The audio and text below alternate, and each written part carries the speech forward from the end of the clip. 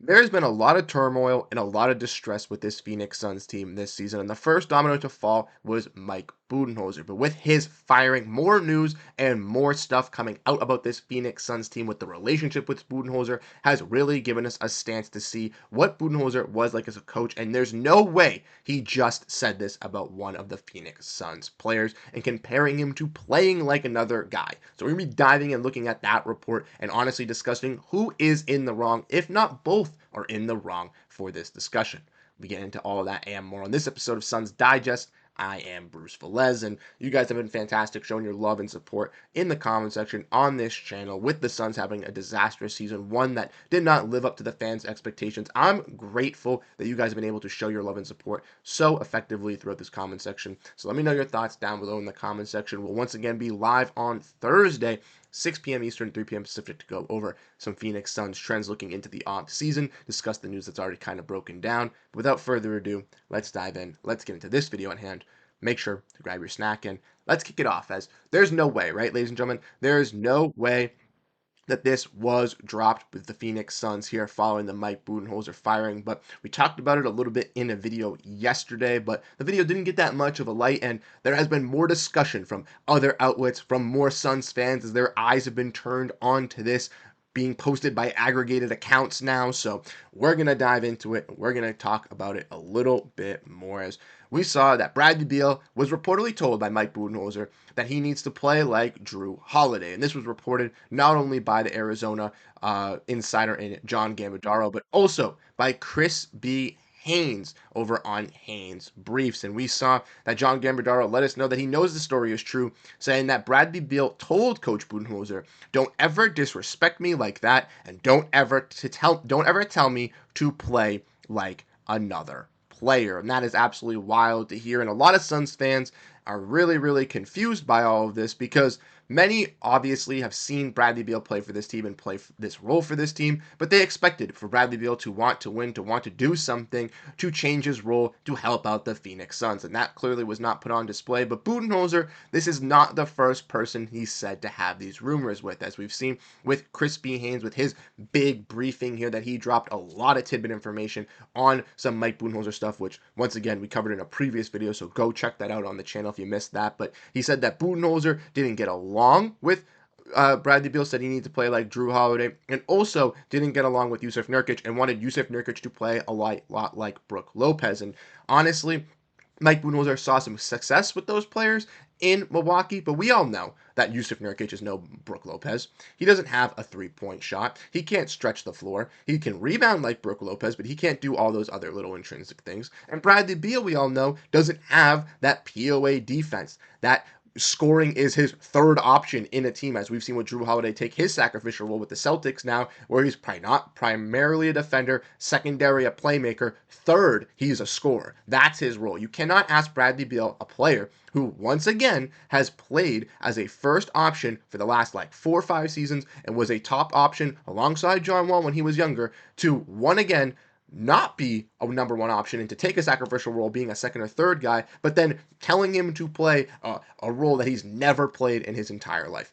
I don't understand that, and that's what we're going to get to in a little bit. So I think this is a little wild that Mike Budenholzer even made this claim, even asked Bradley Beal to think about this. If you're Mike Budenholzer, you need to realize that certain players can't play these types of roles that you need them to play. They have a specific play style that they are successful in, and they're not going to be able to alter it. Yes, some can modify their game on the fly, change some things to help benefit the team, but a player like Bradley Beal, once again, one who needs the ball in the hands to score and be a slasher or a scorer for this Suns team, to be a top defender, playmaker, and to focus on shooting as his third option when you're running a randomness offense, doesn't connect in any way with this Phoenix Suns direction. So clearly there was a disconnect there. Definitely happy that Budenholzer is out of here for the Phoenix Suns, even though it is a little bit sad on a personal level for the Phoenix native to be fired by his team, his hometown team in the first year. Clearly, there was a disconnect with the roster, the GM, and Mike Budenholzer on the direction of this Suns squad. So that is what we're going to get into there. And next, we're going to ask who is to blame, as many people in this Suns organization, Suns fans, and I want to know your thoughts. Who do you think is to blame? Do you think it is Bradley Beal? Do you think it is Mike Budenholzer? or do you think it is both? And we're going to get into all parties involved here now. First, we'll get into Bradley Beal. Bradley Beal being frustrated, being compared to a player where a lot of people, including myself, would argue is a better two-way player than him at this very moment, even though both guards are a little bit older, both are dealing with injuries. Holiday on the Boston Celtics can take that sacrificial role compared to Bradley Beal, and a lot of Suns fans feel that Jrue Holiday is a better two-way player and a better player than Bradley Beal is at this very moment. So why is he getting frustrating being compared to a better player? Well, obviously, if you play basketball or if you're just a human being in general, when someone tells you, oh, be like this person or be better like that person, you're obviously going to be frustrated. Why can't I do me? Why am I not good enough? Why? And that is 100% understandable from Bradley Beal's perspective. And it was led on from Chris Haynes, from my own belief, from his reporting, that Mike Budenholzer kind of let it be known, like, be like a Jrue Holiday, similar to Yusuf Nurkic, be like a Brook Lopez, be these types of guys, which, again, isn't going to resonate well with these players in this old style of coaching that, once again, Mike Budenholzer and Monty Williams has had, where these players need to listen and demand respect and not be too vocal and to do this and to do that, is not going to work in this day of an NBA, specifically with the players and with the egos that these players have. And you need to realize that, and that's why Phoenix, I best believe, will go into that coaching hunt and will desperately be looking for a coach that is going to be a little bit younger and can instill a culture into this Phoenix Suns team than chasing a championship head coach, similar to they've done with the past and similar to what they've done with this roster. Now, another person, like I mentioned, who's also to blame here is Mike Budenholzer. And Budenholzer, once again, is to blame because why would you think that Bradley Beal could play a role like Jrue Holiday? That's the main question I'm asking. As someone, as you guys know, who does Celtics Digest and Suns Digest, I watch both teams, and I can tell you right now that Jrue Holiday, Bradley Beal's play style isn't even comparative to Jrue Holiday and what he can do on the defensive end. So why would you expect Bradley Beal to just take up that role and to be that guy? I do not understand.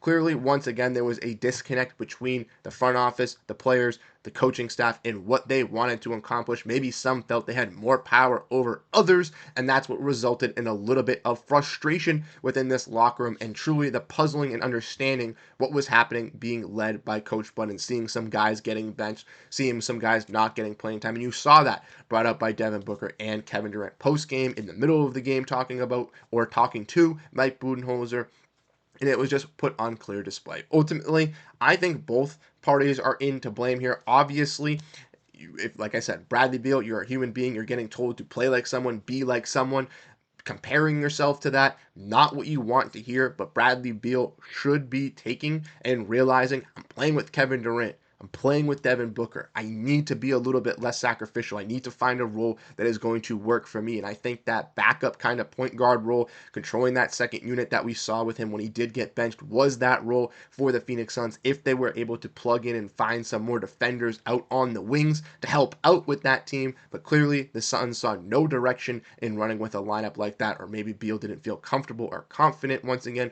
running off the bench. And then obviously, you got to throw some blame at Mike Budenholzer. You cannot tell me with your own eyes, after watching the Celtics play the Suns 2 times this season, that Bradley Beal can play any type of way like Jrue Holiday. There is no way. Jrue Holiday just has that heart, has that hustle, and maybe that heart and hustle from Bradley Beal was felt with a disconnect because his name was in the trade rumors all season. He knew that Phoenix didn't want him. He knows that some changes are coming on the horizon, so he's not giving his best effort. The Suns are not playing as good up to the Celtics, but clearly you can see that the play style of Jrue Holiday as a POA defender, as someone who's going to attack, someone who is going to play make, someone who's going to value that shooting and having a little bit of a worse shooting season this year as a tertiary part of their game is clearly not what Bradley Beal is going to do when going into this team, as Bradley Beal feels that his shooting, his confidence, his scoring ability is what's going to take the teams over the top, because that's what he can provide at the best level. So I don't understand how Mike Budenholzer could even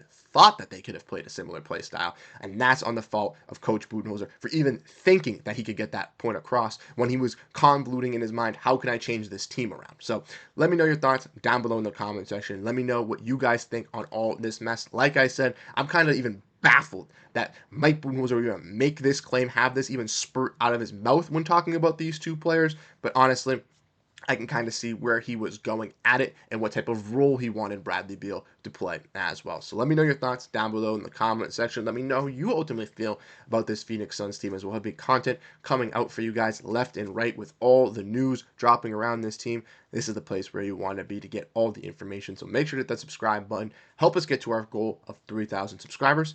I'll catch you guys in the next video. I'm Bruce Velez signing off. Have a great rest of your day and go Phoenix Suns. Peace out, everyone.